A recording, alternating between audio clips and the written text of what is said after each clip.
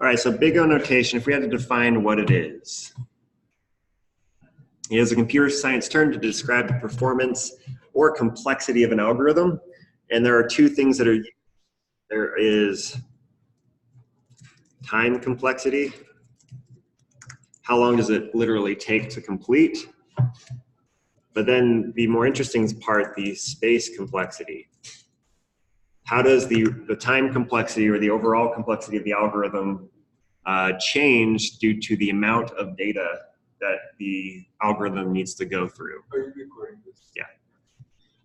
So these are the two things that are taken into account with big O notation. And just to make it uniform, big O notation is always seen in the worst case scenario. So if I use a specific algorithm, what is the worst possible runtime dependent that I would get with how big my data set could be that I'm going over? What was space complexity? It's gonna be like for example, if you're doing search, if the item you're searching is the very last one. Yeah, so worst case scenario would be like I have an array of 1 million items, and the thing I'm looking for doesn't exist. So how long does it take for my algorithm to go through that entire array efficiently? And that's the worst case scenario. So let's go over the first, all O notations, all big O notations have the syntax. Oops, let's do a back one. Syntax is always the uppercase O and then parentheses, and then we put the specific runtime inside the parentheses. How long it will take. O, yeah. So the first one we'll go over is O of 1.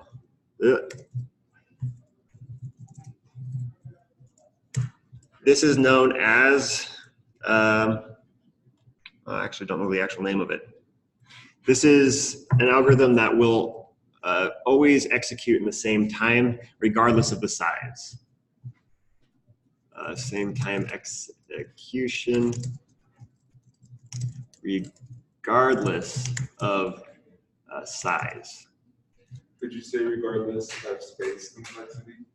Yeah, regardless of the space complexity. Regardless of if this is an array of 1 million items, an array of 2 items, this will run the exact same time. So what's an example of this? Let's say we have an array.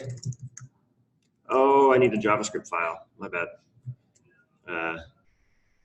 Big O.js. Big O.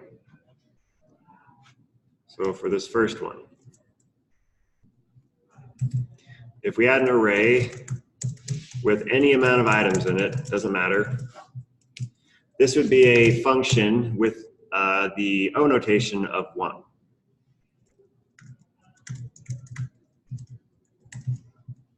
So this is a function that's given an array and returns the last item in the array.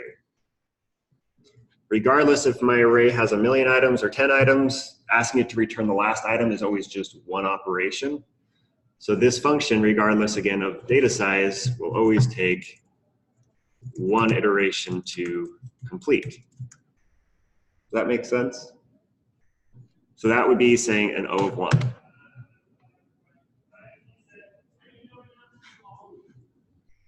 Oh yeah, this is I think constant time. Constant time, yep, okay.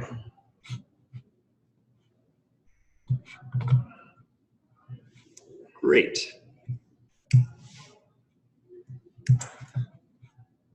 The second notation we'll go over is O of n.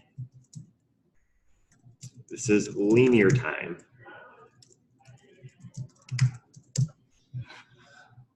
So a linear time, or an O of n algorithm, is an algorithm whose performance will grow linearly in direct proportion to the data set. So if I have an array of 10 items, it has to fire 10 times. If I have an array of 1 million items, it has to fire 1 million times. So think for loop. A for loop that increments I by 1 and iterates on every single item, that function has an O of n execution time.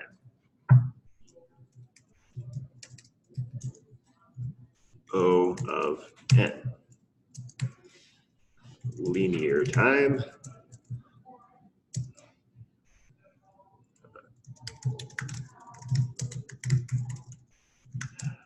Is that how you spell linearly? Yeah.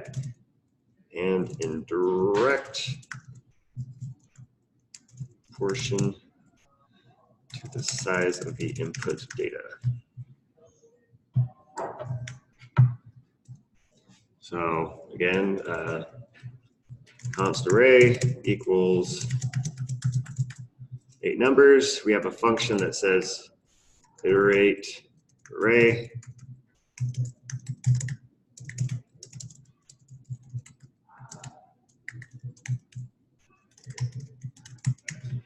All right, so here is a function that runs linearly.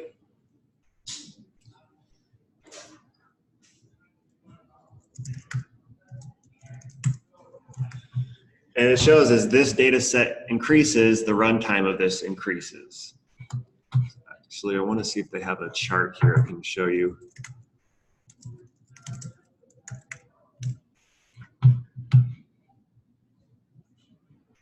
Yeah, that's what I'm looking for.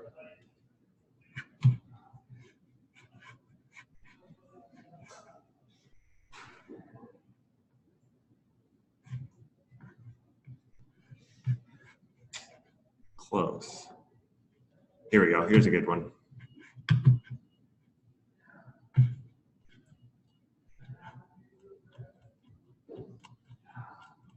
Aha. So you'll see graphs like this to talk about big O notation and the runtime of algorithms. And so we've covered N, which is what is N again? O of N? Linear time. And what's O of 1? Constant time. So it shows you regardless of this is the time complexity on the y-axis, space complexity on the x-axis. As the time or space increases, linear is always the same. As time and space space increases, so does time for linear in direct proportion. So there may be when would linear time be okay to use? If you have like a very small data set. Yeah, you know, even if your array has 50,000 items in it, that's not a whole lot of work for a computer. So linear time could still be chosen over some other fancy algorithm because it's all that's really needed for that purpose. So we're not saying linear time is a bad thing. We're just saying that as your data set increases, it's nice to know the runtime of these algorithm formats because your data set will increase in a lot of cases. And so you want to kind of rethink what you're doing. You once created a function that was N2. Yeah, N2. It only used like 250 item stuff, so it worked fine. Yeah, so we're going to look at this one next. And we've written some n squared algorithms. So the next will be O of n squared. And I'm just using that to say this is n to the second power. This is, I believe, squared time. That's what I'll call it.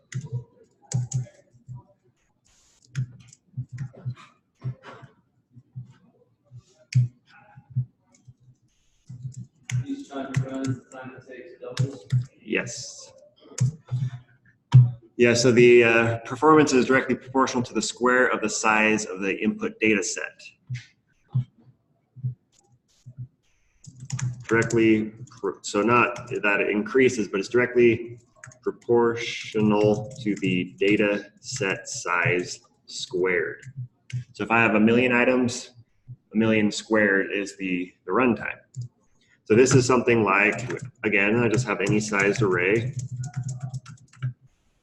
But let's say this was an array of actually arrays.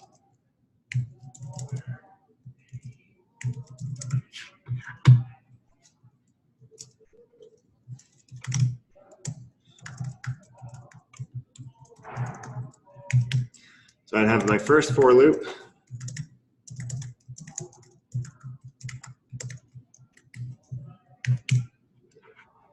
And then inside of this for loop, I do another for loop.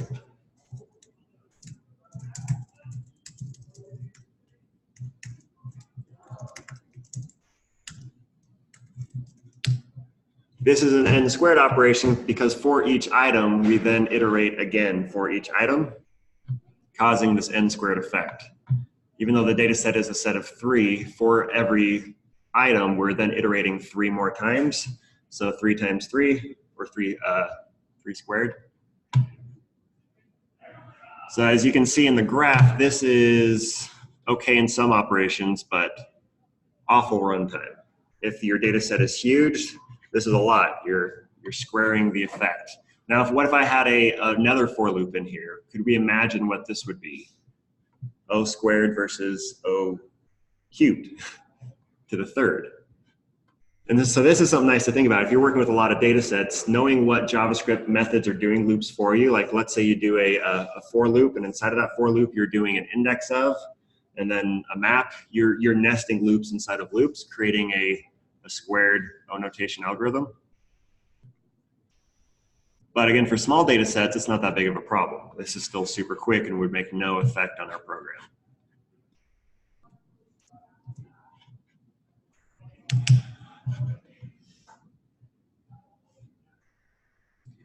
So one of the solutions to this issue of we only have linear, we only have constant, or we have squared time was logarithmic time. Does anyone know what a logarithm is in math? Like high level, what's a logarithm, if we know? Well, it's essentially like it's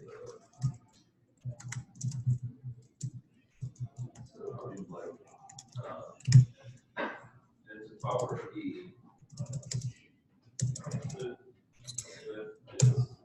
Yeah, so logarithms are the opposite of exponents. Yes, which means every iteration, the data set size is cut in half, the space complexity is cut in half, so that instead of, if we had 1 million items to search linearly through, it's going to be 1 million operations, but if we're using a logarithmic algorithm on our data set, it would be maybe 20 iterations, because every time it does one look, it cuts the data set in half and says, this half doesn't have it, this half does, so let's go cut that other data set in half. So let's visualize this, because we're not really going to be able to write a function that does logarithmic time in a short amount of time. So we're going to visualize. If we had an array, let's do a darker color. An array of these numbers.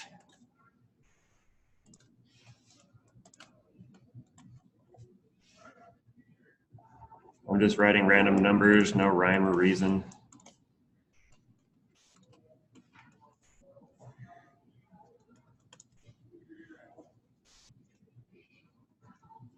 And we want to know if the number 90 exists in this array. So if we're doing linear time, this would have to run as many numbers as there are to just let us know it doesn't exist. With logarithmic time, we'd have to sort this data in some sort of tree-like structure. So we could say, is it in this half of the data or is it in this half of the data? And then determine, okay, it's more than likely in this half. And then cut this half again, and then cut it in half again. So 3 operations versus checking every single one with a total of 9 or 10 operations. What you have to do is you have to sort this into a graph of nodes. So we could start on any number. Let's start right in the middle. Let's say 35 is the top of our tree when we're sorting our data. And then we need to go through the rest of these numbers and sort them accordingly. In this tree-like structure. So everything to the left of 35 will be numbers less than 35. Everything to the right of 35 will be numbers greater than 35. So where would we put 50? To the right. All right, that gets rid of 50. I won't keep crossing. I'll just do that. All right, where would we put 70? Where would we put 42?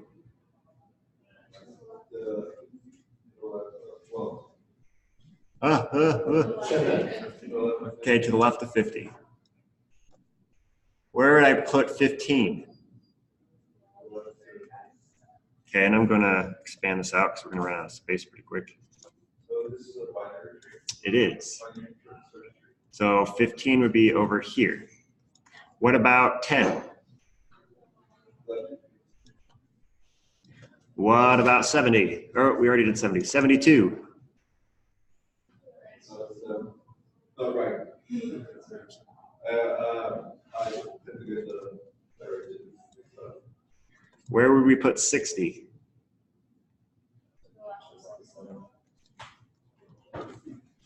Where would I put 30? To the right of 15. Okay, where would I put 26? Where would I put 2? Where would I put 10? We already got it. Where would I put 80? And just so you know, I was pulling these numbers from this array randomly. I didn't have any preset like I need to do it in this order. The nice thing about these binary trees is when you sort them, it doesn't matter if 42 is greater than the top of the tree. When you're sorting less than or greater than, it will naturally fall into this format.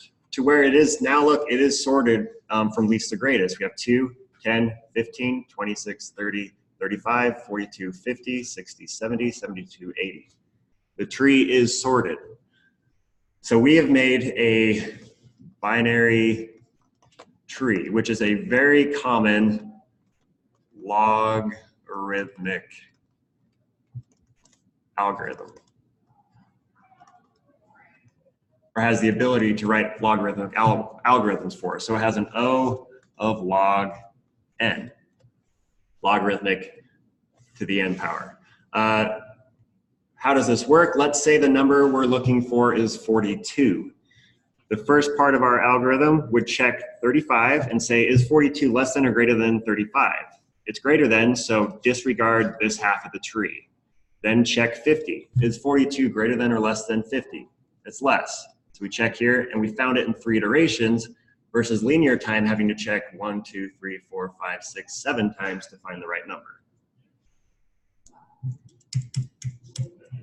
So logarithmic time is the operation of cutting your data set basically in half on each iteration, really cutting down the runtime. And the nice thing is, even if this was an array of million items, we'd maybe have 20 iterations to find the number we're looking for. Question. How do you actually get around not doing the binary tree of JavaScript as well? I remember I did Java, but because you had like a reference to the. Yeah, you have to create. So there's a couple terms we need to look at to understand this a bit more. Nodes and edges. So each of these are a node. And in a binary tree, each node has 2 edges. Right? So we can say one or the other, true or false, less than, greater than. So you'd have to, in JavaScript, you can handle this a couple different ways. You can make a constructor function or a class. So we'd make a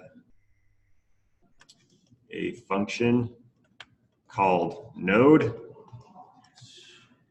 that takes a value, a left edge, and a right edge. And then this dot val would equal the value passed in. And we'd create all these nodes where this one would have a value of 35, a left edge of 15, and a right edge of 50.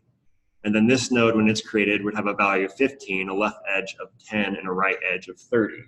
And once all those nodes are created, it doesn't matter where they're sitting, they're all related to each other because of these edges. And as long as we start at the top of the tree, we will have access to our entire data set and be able to cut it in half each time. So there are some write-ups online that you can go through where it has you do all these common algorithms in JavaScript, which I would definitely give a shot after the course. Just kind of help you with the computer science stuff. But what is a possible downside of this binary tree? What did we have to do before we could actually use the tree? You have to sort it first.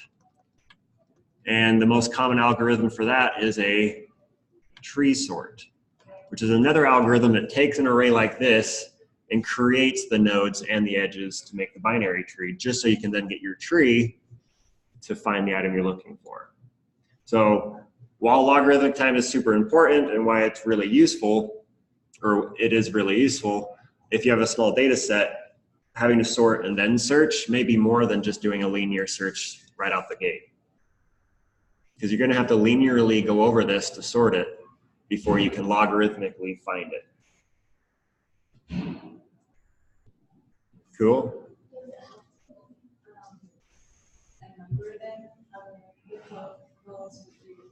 Numbers are the easiest, so you can give each node a value. Maybe the constructor would look something like this.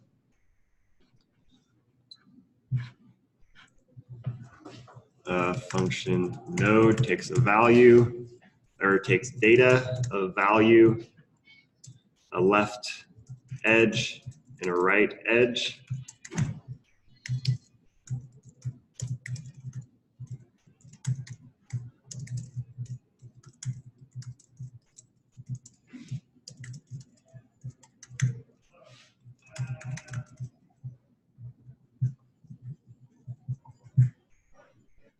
And so the value would be so we could sort it in the tree, and the edges would be to know what are its literal edges on the tree.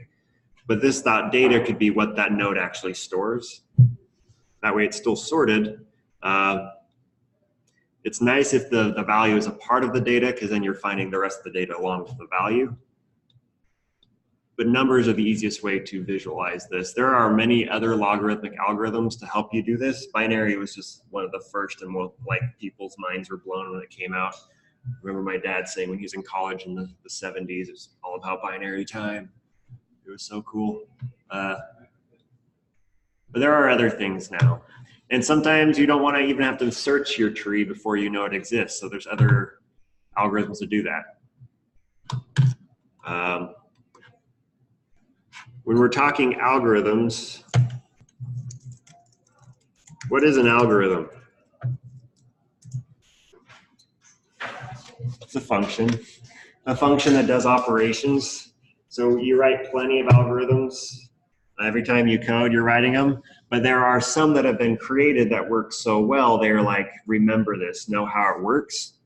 And they're generally separated into a couple ways. There's sorting algorithms, there's filtering algorithms, and there's searching algorithms. And it's good to get to know a couple of the basic ones. Like sorting, we have the bubble sort. And there's a common, or the quick sort. These are common functions that you can go to something like Wikipedia, look up bubble sort, and what they'll give you is a step-by-step example of how it works, and then pseudocode.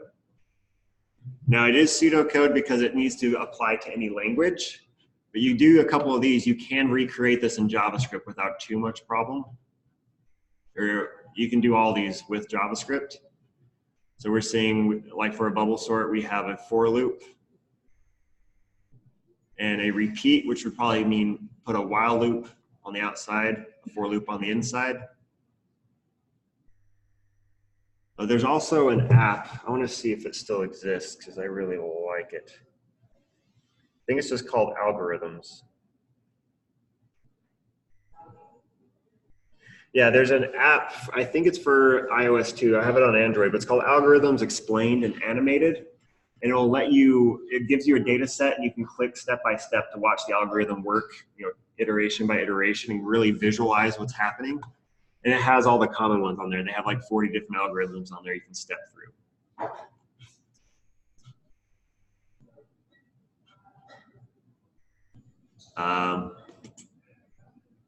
Yeah.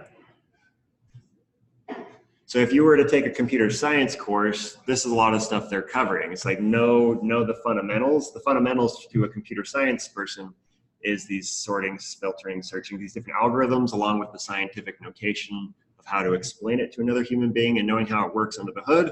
Unfortunately, a lot of that computer science doesn't come along with coding a whole lot. So while you can write some fancy algorithms in JavaScript or in Java or C or something, a lot of times you will have never touched JavaScript, so web development is still very new. But you have this underlying understanding, so once you're learning a language, what's happening and what you should be doing, you're making better choices. So this is really good stuff to still push yourself through and learn about. So you have a better understanding of when you write a function, how is this going to affect the overall program?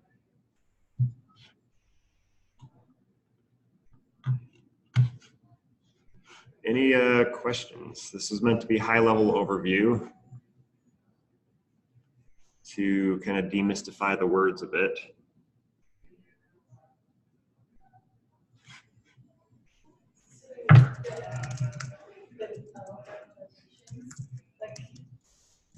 Is that just like a term to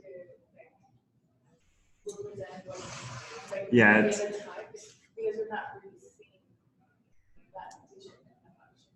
right, we're not seeing the notation of the function. It's more of when you're talking to another computer science person or something like that, they're like, what's the runtime of this function? Can we improve that somehow? Because the data size is increasing and you've got a nested loop, so it's exponentially increasing into this monster, yeah. So it's like if we could somehow use a logarithmic algorithm, it won't matter how big our data set is.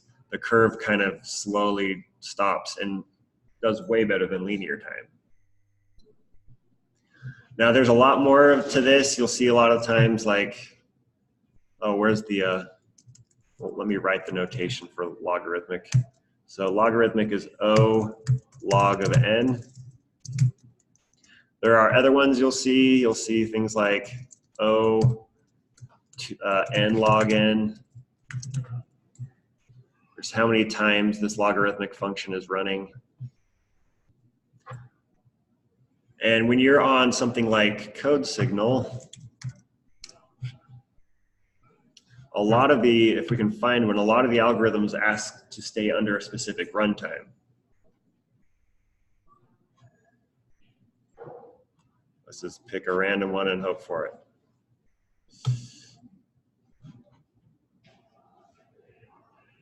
No, they're not doing it. So often over here where we see input output, it'll say execution time, and it will give the time amount and the big O notation of what the function should be.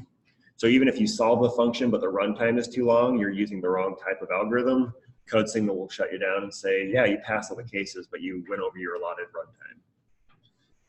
I guess a lot of the times with the logarithmic ones, it'll be a lot more code, but it'll be a faster runtime.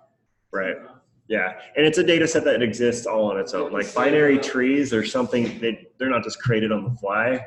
Like it's no, we have this data sorted in case we need to search it quickly. Here's our binary tree to go through. It's its own data set, data type in programming.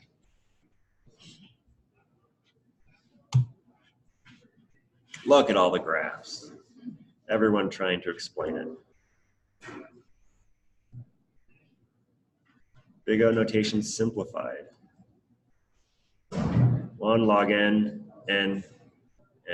squared, n cubed, n to the nth power, obviously the worst. You have like loops within loops within loops within loops. Yeah.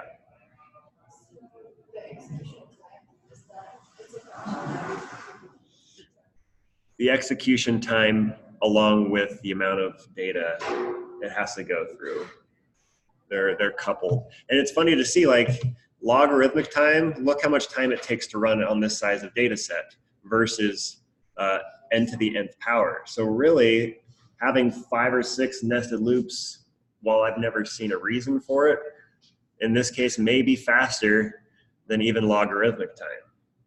But as the data set grows, this is by far the winner. Something that can search that way, or even better, an O of 1. Oh, if you can make your function O of 1, it's the best it can be. It has to do one thing and it's done. That's why objects are so awesome. We have to look through arrays, right? But if I want something out of an object, I don't need to loop to the object. I say object.name, and it finds it in one operation. But realistically, in the bottom left-hand corner of the graph, the time difference is negligible. Yeah, like all, in this case right here, almost any of them would be fine because none of them would slow it down. Once we get to a little bit larger space, that time really shoots up.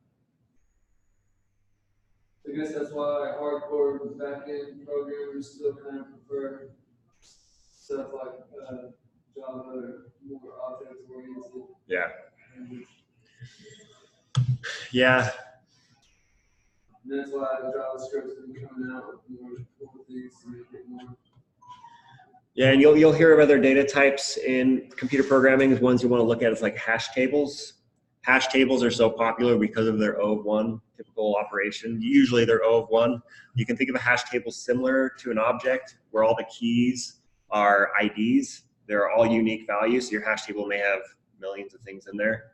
Each key should be unique, where the value is what you're trying to grab. So this is an O of 1 operation. Anytime you need something from that table, it's a very common way for databases to store info, so you can quickly find what you're looking for.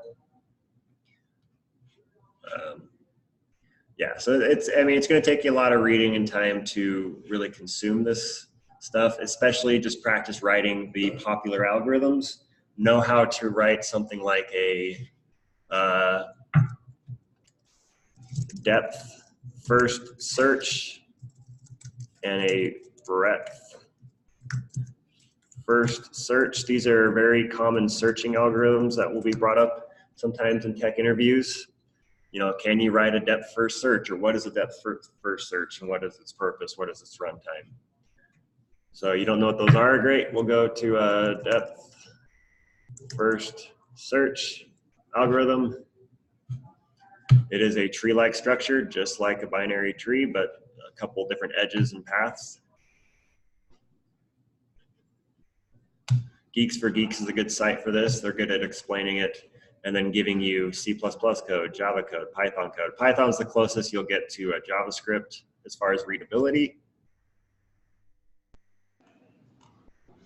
But you can also say depth first search JavaScript and find someone that solved it in JavaScript.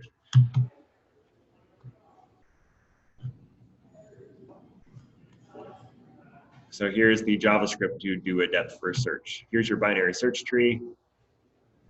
So if you need to know how to make one with JavaScript, there we go. And then depth first search is a traverser. It's able to traverse that tree. The first couple will be hard to learn, and then it starts to make more sense because you start to see these patterns and how data is organized.